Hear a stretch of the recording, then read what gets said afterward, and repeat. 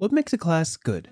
With one D&D looming in the horizon, we have a new opportunity to remind ourselves what makes D&D classes flavorful and satisfying to play. Are there any real rules to class design? Well, I've got a couple. Today we're sponsored by Heavyarms to review his well-known Gunslinger class, and while we do, we'll take a peek under the hood to see what it takes to share the table with the foundational classes of D&D.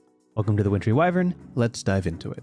Now, I'm a big fan of homebrew and third-party resources, but whenever a player brings some newfangled content to my table, I've got to make sure it doesn't break the game wide open. So I've come up with a couple of rules, a rubric so to speak, to judge anything that makes it into my games, third-party or otherwise. Here are my 3 criteria. Is it novel? Is it balanced? And is it inspiring? On the table today is the Gunslinger class, written by a friend of the channel, Heavyarms. This class in particular has a lot of fantastic reviews, but does it satisfy my questions 3? Well, let's start from the top. Number 1, is it novel? The concept of a gunslinger is not new at all to tabletop RPGs and modern storytelling. Whether it be a gritty American Western or a dystopian steampunk saga, gun-toting vigilantes are a popular aesthetic. But how well does it blend with the traditionally medieval fantasies of D&D? Well, 5e has rules for firearms, but they're paltry at best, and firearms aren't mentioned at all in the base 12 classes. A gunslinger has the difficult task of finding its niche in an already well-filled-out roster. Among the classes that already exist, the great majority of character tropes can slot into one of the 13 and thus can be simplified to a subclass or even a background. But I'd say the Gunslinger has a solid enough claim to warrant its own class. In my head, Gunslingers would land themselves somewhere between the Fighter, Ranger, and Artificer, but not quite any of the 3. Fighters have the trademark grit and weapons mastery. Rangers have the long-range repertoire, and Artificers have the tech. But none of them truly satisfy the aesthetic of someone like the Walking Texas Ranger, ironically enough, or Alucard from Hellsing. A class designed for firearms has to fulfill a very specific power fantasy, and a modern one at that. A gun-toting loner, a long-range multi-barrel threat, with a quick draw, a keen eye, and a penchant for justice. And you know what? I'd say the Gunslinger does this pretty well. To answer the question, is it novel? We look at the first 5 levels, which I call the foundational features. The great majority of a class's identity revolves around the features in these levels, with everything after being the bonus but not quite mandatory fulfillment of a greater power fantasy. The starting stats and proficiencies are a good place to start. The 1d8 hit die is indicative of a character not too fragile but also not tanky enough to man the front lines. Light armor and simple weapon proficiency enforce the idea of a long-range duelist, with firearms being the obvious focal point with little deviation. The skill choices being limited to only 2 signifies that this class is probably not the Taskmaster, and the options lean towards a little less conversation and a little more action. With a subclass kicking in at 3rd level, an ASI at 4th, and extra attack on 5th, we see the framework of a martial talent, matching the progressions of Barbarian, Fighter, Monk, Paladin, and Ranger. So what exactly sets it apart? Well, the level 1 features paint the picture for the Gunslinger's offensive game plan. The class is rewarded for landing successful ranged attacks, which steadily lower the critical hit range of your attacks from 20 to 19, all the way down to a potential 16, making a critical hit all the more likely. Bad Medicine adds bonus damage dice to critical hits, further pushing the narrative that you're hunting for that one bullet that ends the encounter for good. It feels like a minigame in itself, rewarding you for taking smart shots on the most vulnerable enemies that culminate to a brutal final blow. Grit at 2nd level outlines the Gunslinger's defensive plan. It grants you grit points that you can spend on things like healing a bit of lost health, weaving away from attacks made at you, protecting your allies with cover fire, and diving away to more advantageous positions. Here we see tools for durability and quite literally grit, ways to protect your allies and yourself by spending resources wisely. We see a deliberate focus on precise positioning,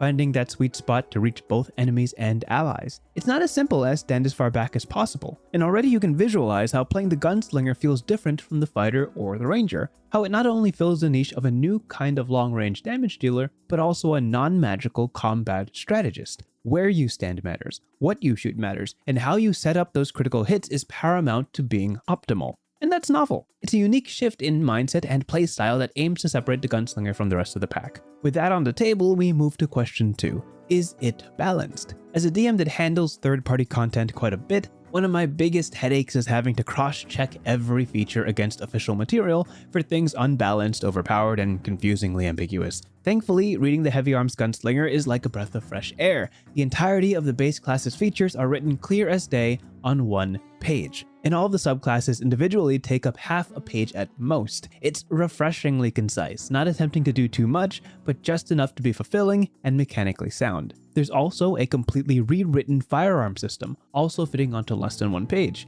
For one, it introduces properties that make perfect sense for guns and firearms, differentiating them in form and function from the classical bows, crossbows, and other ranged weapons. The firearms themselves are unique, but they don't challenge the damage dice power threshold already set by existing weapons. It's a personal pet peeve of mine when people say guns are more lethal than other weapons, therefore they're justified in dealing more damage, as if a mace to the skull is any less deadly than a bullet wound. If you have any questions on damage output by the numbers, Heavyarms has done what should honestly be a staple for many third-party products, which is provide a damage per round calculation table within the PDF, comparing the Gunslinger to other popular and optimized long-range builds. It certainly saves me a lot of number crunching, and is validated by a great many playtesters that have since given this class a test run. To say it's perfectly balanced without too many sessions of playtesting under my own belt would be a bit disingenuous, but the writer of this class has certainly made it as easy as physically possible to not only run the numbers myself, but also to read the material thoroughly, emboldened by what can only be described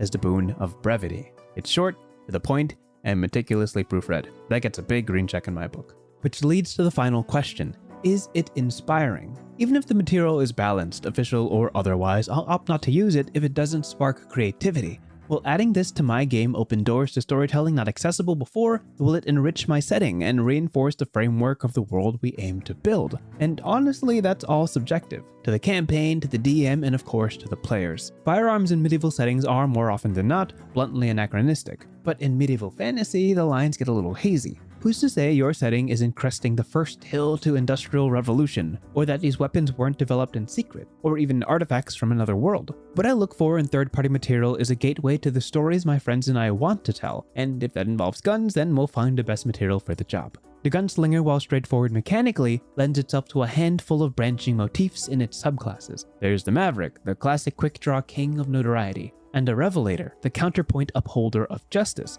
The Beast Rider fights with a faithful steed, and the Preacher finds their mission from a higher calling. Each evokes an aesthetic from the far-flung future or the tales from the gritty no man's lands, where you arm yourself with nothing but some bullets, some powder, and a lot of conviction. Needless to say, the Gunslinger by Heavyarms gets a pass in my book. And in any campaign that calls for its unique aesthetic, I'll have it in my back pocket. You can find the Gunslinger on the Heavyarms website, linked below, with the fully armed edition being the best-selling iteration. Hope you liked the video, be sure to like and subscribe. May your draws always be the quickest, your aim always unerring, and above all, stay frosty.